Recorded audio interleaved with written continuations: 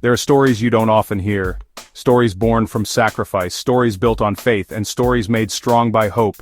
These are the tales of our new heroes, the overseas Filipino workers, or OFWs. They are the moms, dads, siblings, and children who left the country. They didn't just carry suitcases, they also carried dreams for their families. Their stories are full of sadness, joy, challenges, triumphs. They prove that family love can overcome any distance. Their faith is like a light in the darkness. In every corner of the world there's a Filipino working hard for the future of their loved ones. They are heroes in their own way. Their hands support their children's schooling. Their sweat pays for household expenses. Their tears water the hope that one day they can finally come home. Every money they send isn't just cash, it's a symbol of their endless love and sacrifice. Every video call is a way to ease their loneliness. Every "I love you" gives them strength to keep fighting the battle of life in another country. Ailing Nelia is a mother from Quezon province. She has been working as a nanny in Saudi Arabia for over 20 years. She left her 3 young children in the care of her husband. Her only wish was to give them a good future. During the day, she takes care of her employer's children. She bathes them, she feeds them, she teaches them. But at night, her heart is full of longing. She hugs pictures of her children. She prays for their safety. She prays for their health. Every paycheck goes straight to her family. She endures not eating well just so she can send money. Her faith has been her rock in the midst of sadness. Every Friday on her day off, she goes to a small prayer meeting with other Filipinos. There they pray and sing together. This gives her the strength to face another week of work. One day she received a call from the Philippines. Her youngest child was hospitalized. After a few weeks, her child got better. This was a miracle for ailing Nelia. Mang Nestor, 55 years old, is a construction worker in Dubai. The desert sun is his enemy every day. His skin is burned from the sun, his hands are full of calluses, but he doesn't mind. All he thinks about is his family in Batangas, his wife, 4 children who depend on him. His salary is just enough for their daily expenses and for his children's schooling. Sometimes 2 years pass before he can go home. His only connection to them is a weekly video call. Life on a construction site is no joke, their work is dangerous, but his faith in God is his protection. Before starting work, he prays. A big challenge came when the pandemic hit. Many projects stopped, many workers lost their jobs, including Mang Nestor. For several months he had no salary. His savings slowly ran out. He looked for small jobs just to send money to his family. He sold cooked food to his countrymen. With the help of a friend, he found a new job at another company. Hope is always there, even in the darkest times.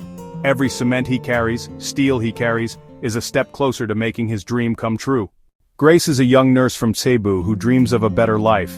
She studied hard to pass her board exam. Her goal was to work in Europe. Finally, her dream came true. She was accepted at a hospital in the United Kingdom, but her first few months were full of challenges. She found it hard to adjust to the new culture and the cold weather. She also experienced discrimination from some patients and colleagues. Her heart always longed for her family, especially her sick mother. Her faith guided her every day. Before going to work, she prayed, she asked for strength, she asked for patience. Whenever she had a chance, she went to church. The church became her refuge. There, she met other Filipino nurses. They became like her older sisters and brothers. They gave her advice and support.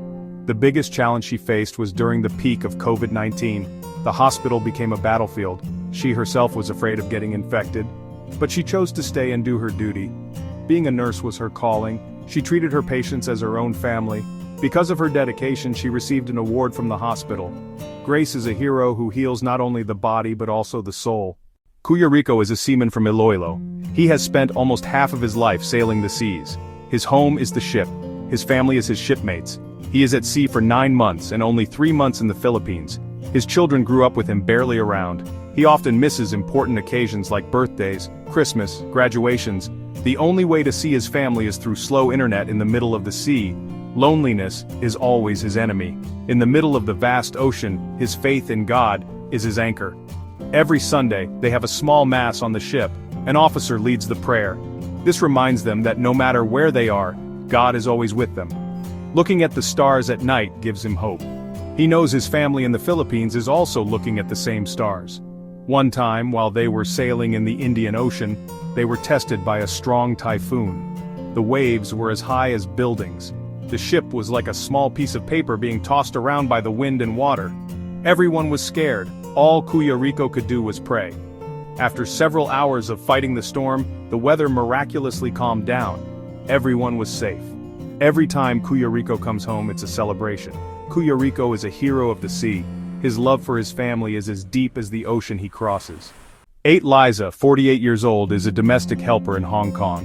She has been taking care of a Chinese family for 15 years. Her day starts before sunrise. She cleans, she washes clothes, she cooks, she takes care of the children. Her body is always tired, her mind is always in the Philippines. She thinks about her 2 daughters who are now grown. Her husband passed away due to illness. She is the only one her children can rely on. Every cent of her salary is important. She endures everything just for them.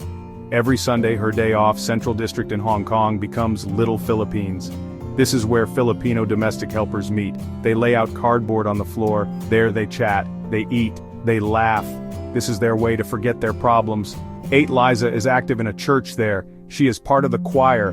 A challenge came when her youngest daughter needed heart surgery. She needed a large amount of money. She approached her friends at church. They organized a fundraising. They sold food. They went caroling during Christmas. Within a few months, they raised the needed amount. The operation was successful. The stories of Ailing Nelia Mang Nestor, Grace Kuyariko, 8 Liza are just a few of the millions of tales of our OFWs.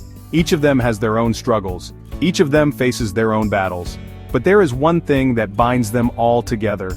This is their unwavering faith in God, their endless hope for a better tomorrow, and their pure love for their families. They are living proof that Filipinos are strong, hardworking, and loving. They are more than just workers. They are heroes. Their sacrifices send millions of young people to school. Their remittances keep our economy alive. They are our country's ambassadors around the world. They show the talent and kindness of Filipinos. But behind their smiles, there is sadness and longing. Behind their strength, there are unseen tears. So it is only right that we give them respect and recognition. Their stories should be heard and cherished. To every OFW reading this, we salute you. Your strength is our inspiration. We will not forget your sacrifices. We pray for your safety and success. We hope that one day, people no longer need to go abroad just to live decently. The day will come when going abroad will be a choice, not a necessity. Until that day comes, we will continue to recognize your heroism. Their stories remind us of 3 important things in life. Faith gives strength in challenges. Hope gives light in darkness. Love connects us despite distance. These 3 things make our new heroes strong, and these will also make us all strong. As written in the Holy Book, these 3 will always remain. But the greatest of these is love. Faith, hope, and love. But the greatest of these is love. 1 Corinthians 13:13.